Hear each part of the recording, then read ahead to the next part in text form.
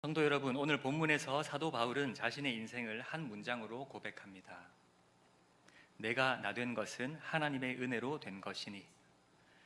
이 고백은 단지 겸손한 말이 아닙니다. 바울이 자기 인생을 해석하는 방식입니다. 내가 지금까지 살아온 것, 내가 받은 구원, 내가 감당해 온 사명, 내가 견뎌낸 고난, 그리고 앞으로도 걸어가야 할 길, 그 모든 것이 내 능력이나 내 열심만으로 된 것이 아니라는 고백입니다. 바울은 사실 누구보다 열심히 살았던 사람입니다. 그는 율법에 열심이었고 교회를 핍박할 만큼 자기 확신이 강했던 사람입니다. 그러나 부활하신 주님을 만난 후 바울은 자신의 인생을 새롭게 보게 되었습니다. 이전에는 자신이 옳다고 생각했던 것이 오히려 죄였음을 알았고, 자신이 자랑하던 것이 은혜 앞에서는 아무것도 아님을 깨달았습니다. 그래서 바울은 내가 나 된 것은 하나님의 은혜라고 고백합니다.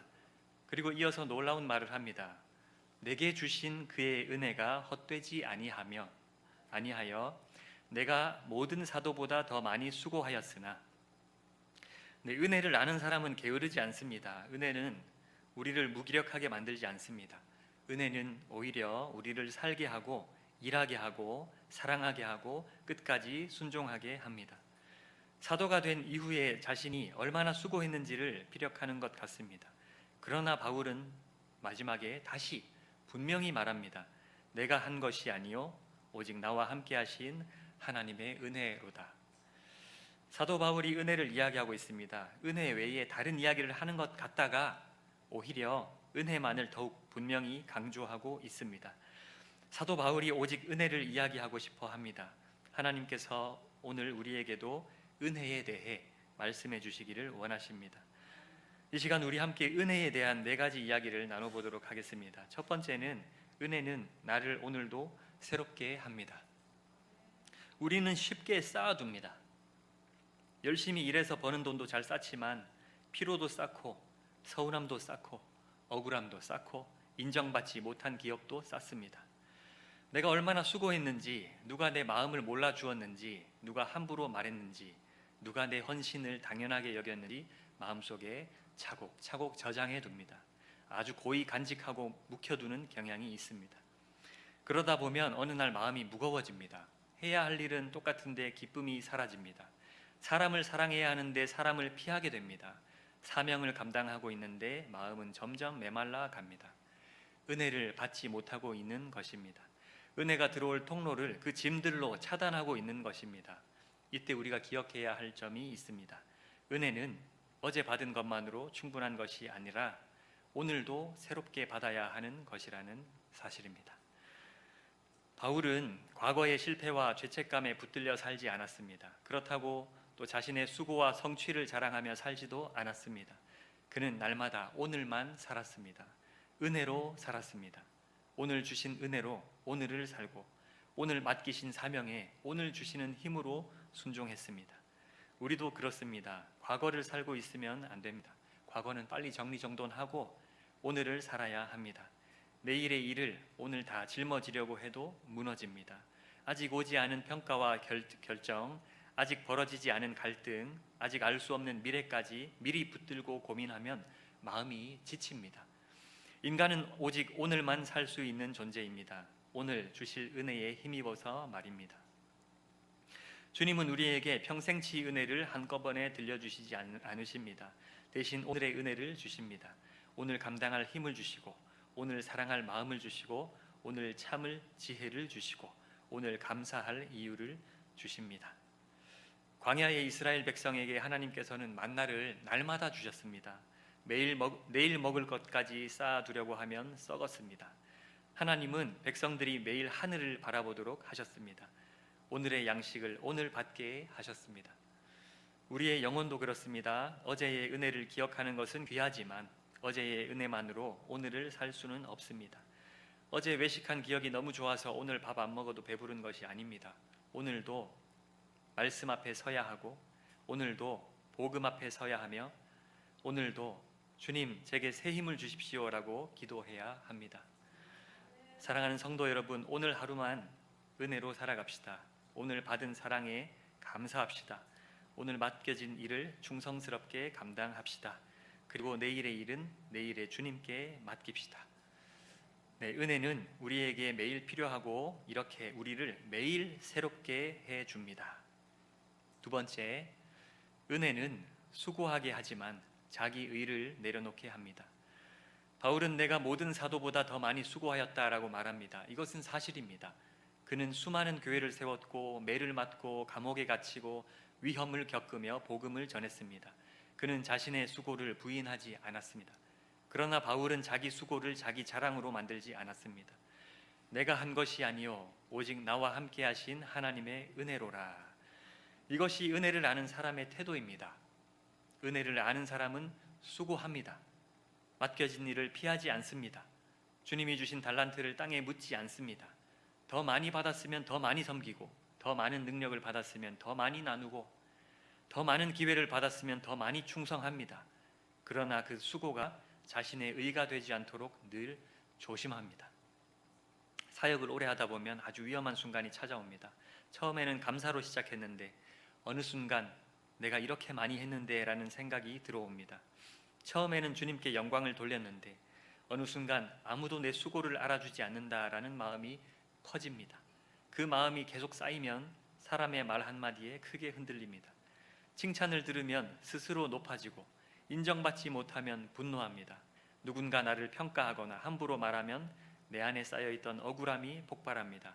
그러나 오늘 바울은 우리에게 말합니다. 내가 수고한 것은 맞다. 그러나 내가 한 것이 아니다. 이 고백은 우리를 자유롭게 합니다. 내가 한 수고를 주님이 아십니다. 내가 말하지 못했던 눈물도 주님이 아십니다. 아무도 알아주지 않는 자리에서 감당한 책임도 주님이 아십니다. 사람의 인정이 부족하다고 해서 내 수고가 사라지는 것이 아닙니다. 사람이 몰라준다고 해서 하나님도 몰라주시는 것이 아닙니다. 그러므로 우리는 굳이 모든 것을 드러내려고 애쓰지 않아도 됩니다. 내가 얼마나 애썼는지 세상 앞에 다 증명하지 않아도 됩니다. 주님이 아시면 충분합니다. 또 반대로 누군가 나를 칭찬하고 인정해 줄 때에도 조심해야 합니다. 칭찬 자체는 감사한 일입니다. 격려는 귀한 선물입니다. 그러나 그 말을 마음에 쌓아두어 자기 의를 키우고 있으면 안 됩니다. 내가 대단해서 된 것이 아니라 하나님이 은혜를 주셔서 여기까지 왔습니다 라는 이 고백을 놓치지 말아야 합니다.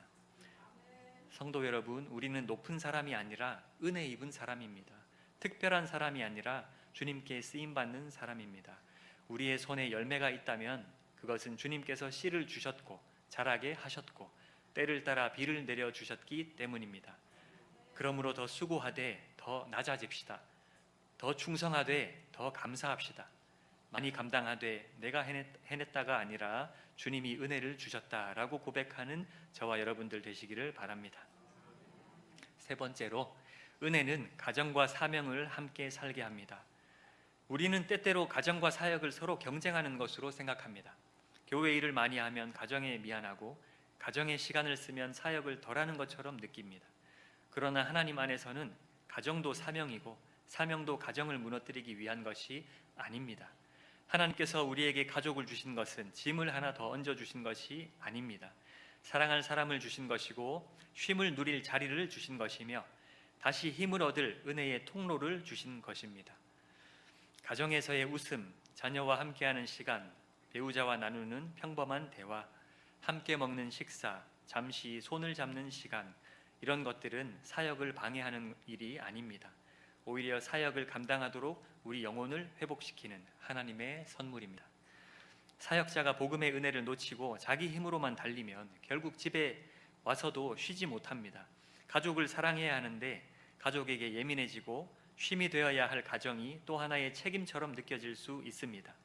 그러나 복음의 은혜 안에 있는 사람은 다르게 살아갑니다. 교회에서 받은 사랑을 가정으로 흘려보내고 가정에서 받은 위로를 다시 교회로 흘려보냅니다. 가정과 교회가 서로를 빼앗는 관계가 아니라 서로를 살리는 관계가 됩니다. 물론 우리는 연약하기 때문에 지칠 수 있습니다. 믿음이 있다고 해서 육체에 필요가 없는 것은 아닙니다. 은혜를 아는 사람도 휴식이 필요하고 도움을 받아야 하며 자신의 한계를 정직하게 돌아보아야 합니다. 그러므로 번아웃을 겪는 것을 믿음 없음으로 정죄해서는 안 됩니다. 다만 우리는 번아웃의 자리에서 다시 복음으로 돌아가야 합니다.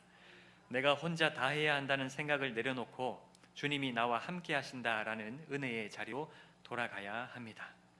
주님은 우리에게 사명만 주시는 분이 아니십니다. 사명을 감당할 은혜도 먼저 주시는 분이십니다. 일을 맡기시고 힘을 빼앗아 가시는 분이 아니라 부르시고 붙드시며 필요한 사람과 지혜와 시간을 공급하시는 분이십니다. 예를 들어서 저는 작년 1월 담임 목사님이 교체되던 그 힘들고 어려웠던 시즌에 저희 집 막내 시아가 태어난 것이 그 필요를 공급해 주신 은혜였다고 고백할 수 있습니다. 누군가는 교회 일도 많은데 아기까지 태어나서 더 힘들겠다고 쉽게 판단할 수 있겠지만 실상은 전혀 그렇지가 않습니다. 교회 일을 다 감당해낼 수 있게 하시려고 아기를 주셨고, 실제로 저는 틈틈이 시아를 통해서 스트레스를 풀고 새 힘을 얻으며 여기까지 올 수 있었다고 고백할 수 있습니다. 저희 집에 아기 있습니다. 네. 이제 저도 50 다 돼가거든요. 근데 저희 아직 아기 있어요. 진짜 자랑거리입니다. 그러므로 우리는 이렇게 기도할 수 있습니다. 주님, 제게 감당할 만큼의 일을 맡겨주십시오. 그리고 벅차면 피할 길도 열어주십시오. 제 힘이 아니라 주님이 공급하시는 힘으로 순종하게 하십시오. 일을 많이 주실 거면 은혜도 더 주실 것을 믿습니다. 무슨 일이든 얼마만큼이든 주시는 은혜에 합당하게 임하겠습니다. 약간 협박 같지만 사랑스럽고 지혜로운 기도문 아닙니까? 네 번째입니다. 은혜는 사람의 말보다 주님의 음성을 듣게 합니다. 사역을 하다 보면 여러 말이 들립니다. 격려하는 말도 들리고 기대하는 말도 들리고 때로는 무책임한 말과 상처 주는 말도 들립니다. 우리의 형편과 수고를 충분히 알지 못한 채 쉽게 판단하는 말도 있습니다. 그런 말을 들을 때 우리 마음은 흔들립니다. 억울함이 올라오고 분노가 생기고 나를 알아주지 않는 사람들에게 내 수고를 다 설명하고 싶어집니다. 하지만 사랑하는 성도 여러분, 우리의 부르심은 사람의 말에서 시작되지 않았습니다. 그러므로 우리의 걸음도 사람의 말 하나로 결정되어서는 안 됩니다. 우리를 부르신 분은 주님이십니다. 우리를 세우시는 분도 주님이시고 때가 되면 보내시는 분도 주님이십니다. 사람은 우리의 자리를 판단할 수 있어도 우리의 사명을 결정할 수는 없습니다. 그래서 우리는 분별해야 합니다. 모든 말을 마음에 들일 필요는 없습니다. 설교 초반에 말씀드렸던 것처럼 우리가 아무리 쌓아두는 것을 좋아한다고 해도 보통은 집에 쓰레기를 쌓지는 않는 것처럼 마음속 방에 들일 때부터 쓰레기인지 아닌지를 분별할 수 있어야 합니다. 겸손하고 사랑으로 권면하는 말은 귀하게 들어야 합니다. 나를 바르게 세우는 말은 아프더라도 들어야 합니다. 그러나 교만과 무지와 공격성에서 나온 말까지 내 마음의 주인이 되게 해서는 안 됩니다. 은혜 받을 만한 공간이 생길 수 있도록 그런 것들은 아예 들이지도 말아야 합니다. 그 말에 붙들려 내가 교만해지거나 보복하려 하거나 내 의를 세우려고 한다면 결국에 손해보는 사람은 나 자신입니다. 더 적극 그 짐을 치워버리는 방법이 있습니다. 우리는 사람을 미워하는 마음을 주님께 맡겨야 합니다. 나를 힘들게 한 사람을 위해서도 기도해야 합니다. 용서하기 위한 기도, 축복하기 위한 기도도 해야 합니다. 그들의 말이 옳았다는 뜻이 아닙니다. 그들의 태도가 괜찮았다는 뜻도 아닙니다.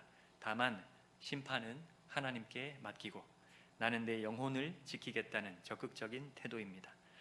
주님께서 우리의 억울함을 아십니다. 주님께서 진실을 드러내실 때가 있습니다. 그러나 그날을 내가 만들어내려고 애쓰지 맙시다.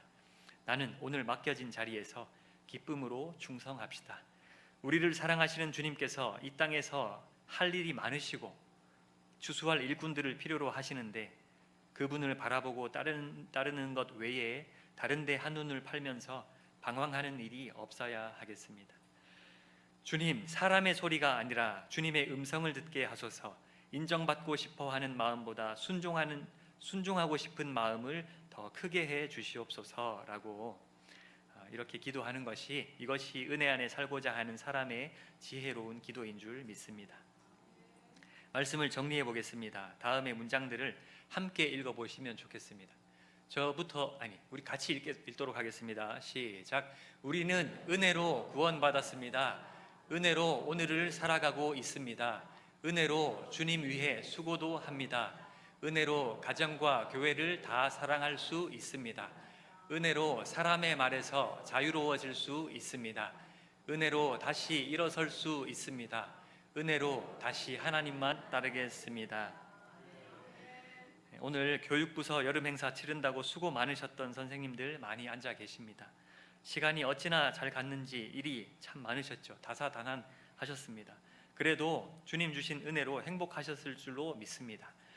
우리에게 일이 많다고 해서 사건 사고가 많다고 해서 반드시 불행한 것이 아닌 게 확실한 것 같습니다. 중요한 것은 일의 양보다 그 일을 감당할 은혜가 있는가 하는 것입니다.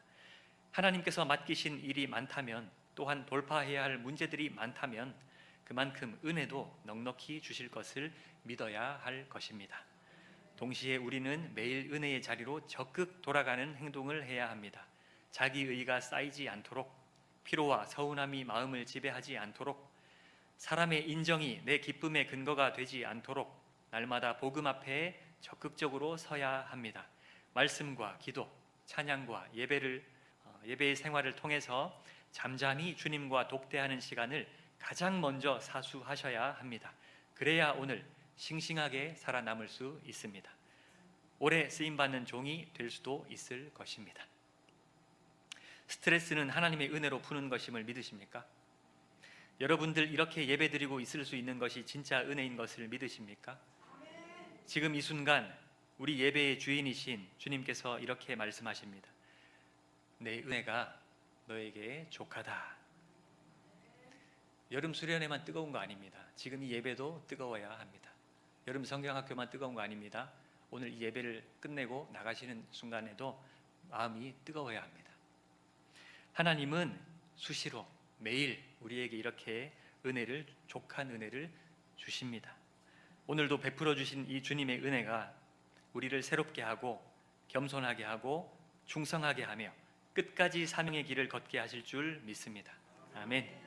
섬기려고 하는 자 주님의 섬김을 먼저 받을 것이고, 나눠주려고 하는 자 그의 필요한 은혜를 먼저 받을 것을 기대하며 지치지 않고 날마다 은혜를 힘입어 새롭게 전진하며 함께 주님 주신 사명 완수하는 저와 여러분들 되시기를 우리 주 예수님의 이름으로 축원합니다. 기도하시겠습니다. 주님, 우리는 주님의 것입니다. 주님의 종으로 살기 원합니다. 우리에게 주신 은혜가 헛되지 않게 하시고 맡기신 일에 기쁨으로 순종하게 하시옵소서. 우리가 수고하되 자기 의를 세우지 않게 하시고 모든 영광을 주님께 돌리게 하시옵소서. 오늘도 은혜 위에 서게 하시니 감사를 드립니다. 남은 하루도 주님의 기쁨 되는 삶이게 도와주시옵소서. 신실하신 주님의 은혜를 찬양합니다. 우리 주 예수 그리스도의 이름으로 기도합니다. 아멘. 지금은 우리 주 예수 그리스도의 십자가 은혜와 하나님 아버지의 무한하신 사랑과 성령 하나님의 감화, 감동, 교통하심의 역사가 저가 저 된 것은 하나님의 은혜로 된 것입니다. 제가 주님을 위해 수고하나 제가 한 것이 아니요 오직 저와 함께 하신 하나님의 은혜라고 고백하는 여기 모인 주님의 모든 겸손한 종들에게, 그리고 모든 예배자들에게 이제로부터 영원토록 함께하여 주시기를 간절히 축원하옵나이다. 아멘.